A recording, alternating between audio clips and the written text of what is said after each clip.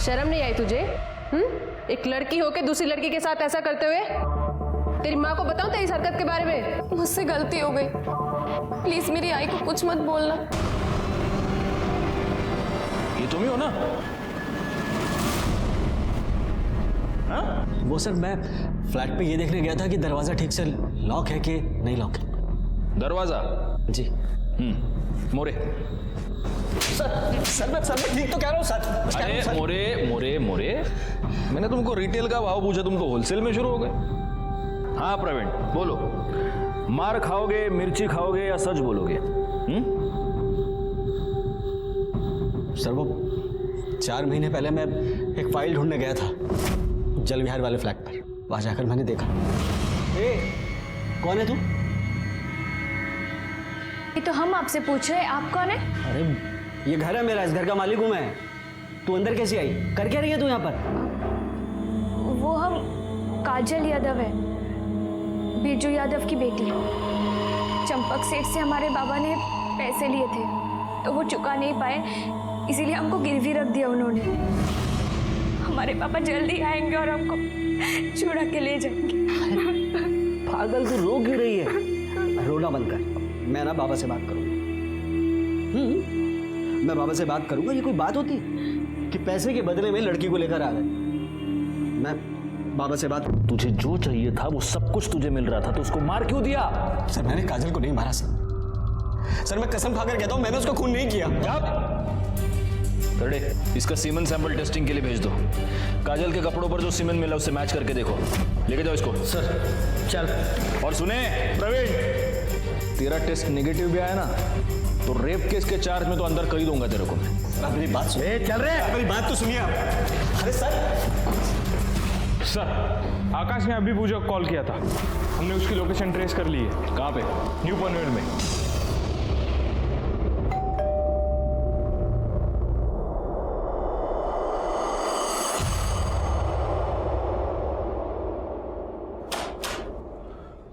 क्या है साहब? वो आपसे कोई मिलने आए हैं।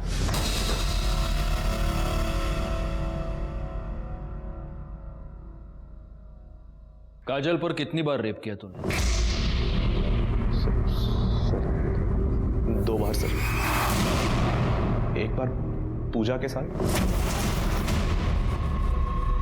दूसरी बार लास्ट मंथ। नहीं हो पा रहा था कि काजल का मर्डर किसने किया, क्योंकि आकाश का अब भी ये कहना था कि उसने काजल को नहीं मारा। दूसरी तरफ सोना की पीएम रिपोर्ट से ये साफ था कि उसकी मौत पेट में चाकू मारने की वजह से हुई थी। और तभी सोना की सीडीआर डिटेल्स हमारे सामने आई। सर सोना की कॉल रिकॉर्ड के मुताबिक वो एक शंकर राय नाम के आदमी के साथ रेगुलर टच में थी। ये शंकर राय एक हिस्ट्री शीटर है जो चोरी के लिए जेल जा चुका है। ये शंकर राय फिलहाल एक पप्पू नाम के आदमी के साथ रहता है जो चाबी बनाने का काम करता है। अब सर सबसे इंटरेस्टिंग बात यह है कि 27 अप्रैल को दोपहर 3:37 पे ये शंकर और पप्पू जल विहार बिल्डिंग के सीसीटीवी फुटेज में देखे गए। सोसाइटी से बाहर निकल रहे हो 3:37 पे। यानी काजल के मर्डर के बाद। उठा लो दोनों को।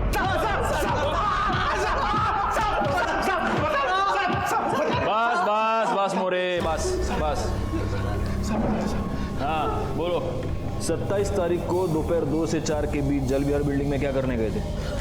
साहब उस दिन हम लोग बिल्डिंग में काजल के लिए गए थे साहब। सुना बिरजू को छोड़कर हम लोग के साथ आई थी साहब। उसने बताया कि उसका पहला पति मदन काजल के लिए उसको बहुत परेशान कर रहा है। उसने बताया कि चंपक सेठ ने उसको घर पे रखा है। वो चाहती थी कि मैं काजल को वहाँ से निकाल कर उसको दे दूँ ताकि वो अपने पति को देखे और छुटकारा पा ले। साहब ये पप्पू है, चाबी बनाता है साहब, इसकी हेल्प ली थी साहब। वो टॉप फ्लोर था इसलिए जब भी कोई आ रहा था तो हम लोग भाग के छत पे जाके छिप जा रहे थे साहब। कितने बजे घुसे थे बिल्डिंग में? साहब तकरीबन 2:45 बजे का टाइम था साहब। पप्पू ने बाहर वाले ताले की चाबी बना लिया था, सिर्फ लैच बनाना बाकी था। हम लोग बना रहे थे तभी लगा कि लिफ्ट से कोई आ रहा है साहब। हम लोग भाग के छत पे जाकर छिप गए थे साहब। कौन था? पता नहीं साहब, झटका तो तब लगा जब वो भी आदमी अगर छत पे ही छिप गया और लगभग 10-15 मिनट तो वहीं रहा। क्या किया उसने वहाँ पर? साहब किया कुछ नहीं, लेकिन बार बार फ्लैट की तरफ देख रहा था और अचानक नीचे चला गया। हम लोग वहीं रुके, हम लोग देखे कि कोई आने वाला तो नहीं है। जब लगा कि नहीं आने वाला है तो हम लोग भी नीचे गए और जो चाबी बनाया था उसको खोल के अंदर गए। अंदर जाकर देखा तो साहब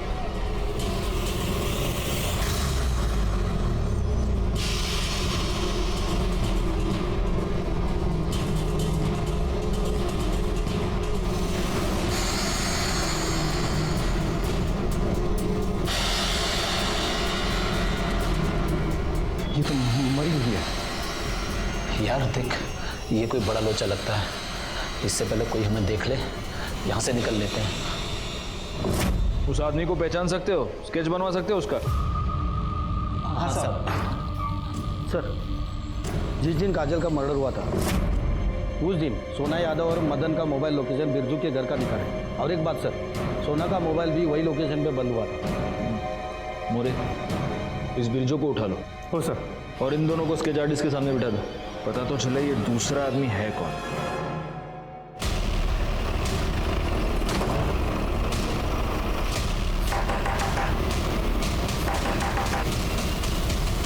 साहब आप लोग, आपका क्या हमने साहब?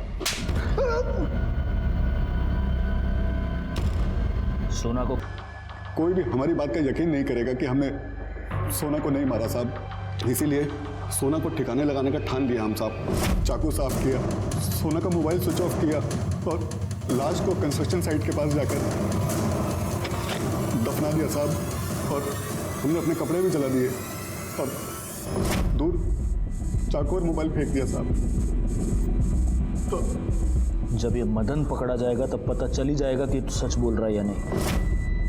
तब तक यहीं मैं उसी दिन समझ गया था कि कुछ गलत हो रहा है, जब पापा ने आकाश से काजल के बारे में बात की और उसने गोलमोल जवाब दिया।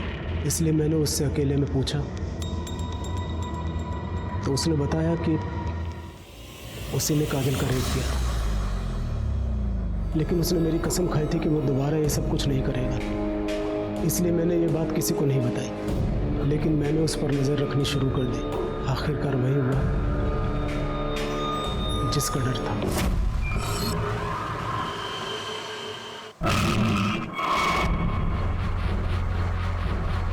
मैंने ये सोच लिया था कि आज ही ये सब कुछ खत्म कर दूंगा। इसलिए मैं टेरेस पर चला गया और आकाश के जाने का इंतजार करने लगा। उसके जाते ही मैं फ्लैट में गया और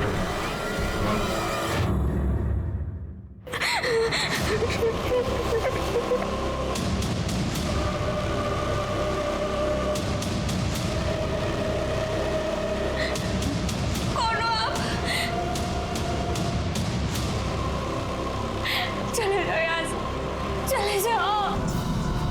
मुझे पता था उस दिन सोसाइटी में पावर कट होने वाला है, इसलिए सीसीटीवी फुटेज में हमें से कोई नहीं दिखा। हमें तुम्हें कहना चाहिए, और तुम्हारी काजल दीदी जहां भी होगी वो बहुत खुश होगी कि उसे तुम्हारी जैसी लॉयल फ्रेंड मिली। तुम बहुत बहादुर हो बेटा, ऐसे ही रहना। Thank you uncle. एक 8 साल की बच्ची की अवेयरनेस की वजह से सारे गुनहगारों को अपने किए की सजा मिल गई।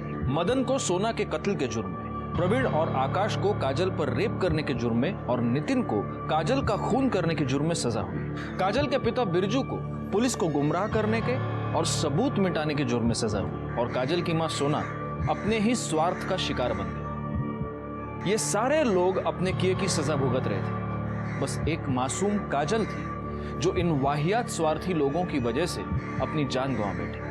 मैं सीनियर इंस्पेक्टर राजेश यादव आपसे विदा लेता हूं। दोबारा मिलूंगा, तब तक सतर्क रहिए। काजल, उतरो काजल, चलो। उन्होंने मुझे बताया था कि उनकी आई उन्हें छोड़कर चली गई थी। हम बोल रहे हैं थोड़ा सब्र करो, सब ठीक कर देंगे। अरे तुम्हारा बाप कौन सा बहुत बड़ा धंधा सेठ रहा जो हमें बातें सुना रही हो? हमारे बाप पे जाने की औकात नहीं है तुम्हारी। 2 कौड़ी के आदमी है तुम। चिरकुट पत्नी करने के अलावा तुम्हारे पास और कोई काम है क्या? हमें नहीं रहना है, हम जा रहे हैं। मत जाओ, हमें छोड़ के मत जाओ। हम नहीं रह पाएंगे, हमें साथ लेकर चलो। हम नहीं रह पाएंगे, मत जाओ। देखो बिटिया, हम आएंगे तुमको लेने, पर अभी नहीं लेके जाएंगे। नहीं रह पाएंगे। काहे नहीं लेके जा सकती? ये तुम्हारी और तुम्हारे पहले पति की औलाद है, तो संभालो इसे। क्या काजल का मर्डर हो गया? किसने मारा उसे और क्यों? यही तो हम भी जानना चाहते हैं। वैसे जलविहार वाले फ्लैट की चाबी सिर्फ आपके पास थी। सर, आप मुझ पे शक कर रहे हैं? मैं उसे क्यों मारूंगा?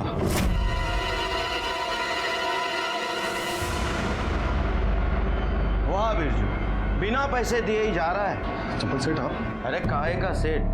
जिसके तेरे जैसे कर्जदार हो उसे कंगाल होने में ज्यादा समय नहीं लगेगा। देख, पहले मेरे 8 लाख रुपया वापस कर, फिर यहां से हिलने की सोचना, क्योंकि बिना पैसे मैं तुझे मरने भी नहीं दूंगा। सेठ जी हम तो बस नई जगह नया काम ढूंढ रहे हैं सेठ जी, ताकि 2 पैसे कमा के आपकी उधारी चुका सके। सेठ जी थोड़ी मोहलत दो ना। मोहलत?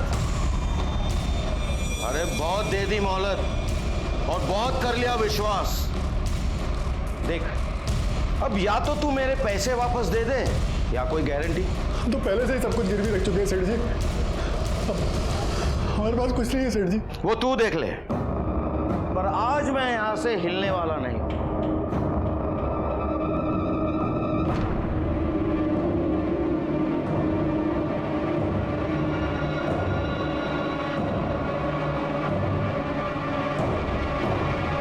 सेठ जी और तो कुछ है नहीं मेरे पास सेठ जी। सेठ जी आप इसे गिरवी रख लीजिए सेठ जी, आपकी गारंटी हो जाएगी और हम कहीं भागेंगे भी नहीं सेठ जी। सर, काजल को रखना मेरी मजबूरी थी, वरना मैं उस बिरजू को पूरे यूपी बिहार में कहां ढूंढता फिरता। तो काजल पर जबरदस्ती करना, उसका रेप करना, यह भी आपकी मजबूरी थी? क्या सर? रेप? जबरदस्ती? नहीं सर, रेप तो क्या, मैंने उसके साथ ऊंची आवाज में बात तक नहीं की।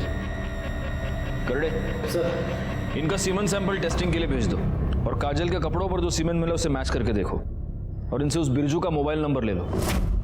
ओके सर, चलिए।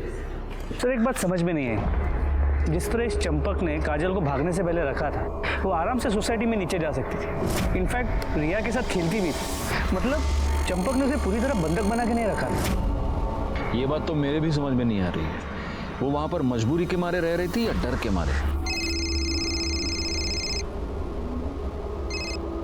हाँ करड़े बोला। बिरजू घर में नहीं है और उसके घर को ताला लगा हुआ है। एक काम करो, तुम और तुम्हारे साथ एक और कांस्टेबल वहां पर तैनात रहो सिविल में, और जैसे ही वो आए उसको उठा लो। सर। अरे इस बिरजू की मोबाइल लोकेशन निकालो और लोकेट करो कि आखिर वो है कहां पर। लोग बड़े अजीब हो गए हैं मोरे। ये रिया जैसी छोटी बच्ची काजल को ढूंढते ढूंढते यहां तक आ जाती है, अभी भी उसे न्याय दिलवाना चाहती है, और बड़ों को कुछ पड़ी ही नहीं है। काश ये बड़े इन बच्चों से कुछ सीख पाते। सर, काजल का पोस्टमार्टम रिपोर्ट।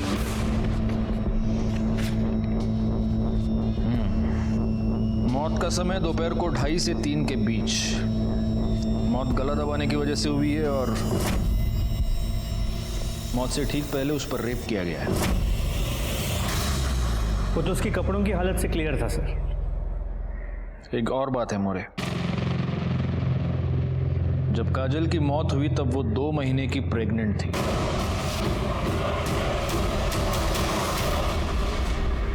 छह महीने तक तूने उस लड़की को कैद करके रखा, उस पर रेप किया, उसे प्रेग्नेंट कर दिया और फिर उसे मार दिया। मैंने ऐसा कुछ भी नहीं किया है सर। वो भाग गई थी सर, मैं तो उसे लेने भी नहीं गया। उसका बाप खुद उसे मेरे पास छोड़ के गया था। माफ कर दीजिए सेठ जी, बच्ची है सेठ जी, भला बुरा का कोई समझ नहीं है इसे, लेकिन एक बात हम इसके खोपड़े में अच्छी तरह घुसा दिए हैं कि जब तक हम इसे लेने ना आए ना, ये हिलेगी नहीं यहाँ से सेठ जी। और सेठ जी आपकी तसल्ली के लिए बोल रहे हैं, अगर आप चाहें तो इसे रस्सियों से बांध के रखिए, हमें कोई एतराज नहीं।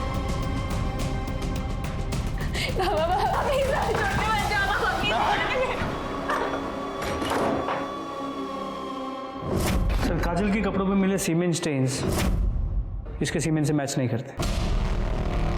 देखा सर, मैं झूठ नहीं बोल रहा हूँ सर। अब तो आपको प्रूफ भी मिल गया है सर। सर प्लीज प्लीज मुझे जाने दीजिए सर, प्लीज। जाओ। सर आपने इसे जाने क्यों दिया? कैसे बिठा के रख सकते हैं मोरे? इसके खिलाफ कोई भी ठोस सबूत नहीं है हमारे पास। कोर्ट में छूट जाएगा। ना वो उस घर में रहता था, ना उसका सीमेन मैच हो रहा है। अब बस एक तरीका है, काजल के पेट में जो 2 महीने का बच्चा पल रहा था, अगर उससे इसका डीएनए मैच होता है तभी हम इस पे हाथ डाल सकते हैं। सर उसका डीएनए रिपोर्ट भी जल्दी आ जाएगा, लेकिन अगर काजल के कपड़ों पे मिला सीमेन इसका नहीं है तो फिर वो किसका हो सकता है? इस सवाल का जवाब अब एक ही आदमी दे सकता है, बिरजू।